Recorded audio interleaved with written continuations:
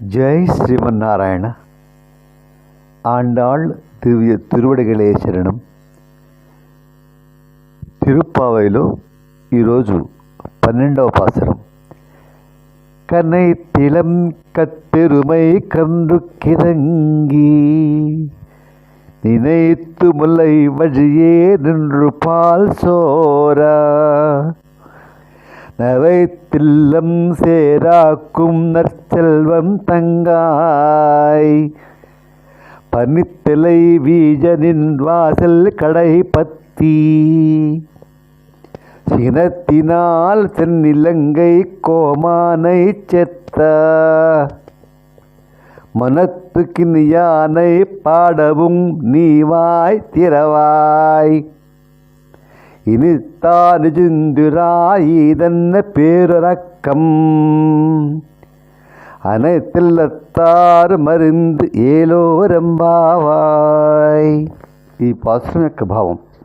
ఈ పాసురంలో ఆండాళ్ళ తల్లి గోపికలను శ్రీకృష్ణుని వద్దకు తీసుకువెళ్ళే ప్రయత్నంలో ఒక సంపన్న కుటుంబానికి చెందిన గోపిక గాఢ నిద్రలో ఉండటాన్ని చూసి ఆమెను మేలుకొలుపుతున్నారు. చిన్న దూడల కోసం గేదెలు తమకు తామే పాలు కారుస్తూ ఇంటి ప్రాంగణాన్ని పాలతో తడిసి బురద చేస్తూ ఉంటే ఆ బురదలో నిలబడి మన శ్రీకృష్ణ పరమాత్మ రామావతారంలో లంకాధిపతి అయిన రావణుని సంహరించిన వైనాన్ని కీర్తించి పాడుతూ ఉంటే నువ్వు నోరు తెరవడం లేదు. ఎందుకు ఈ గాఢ నిద్ర?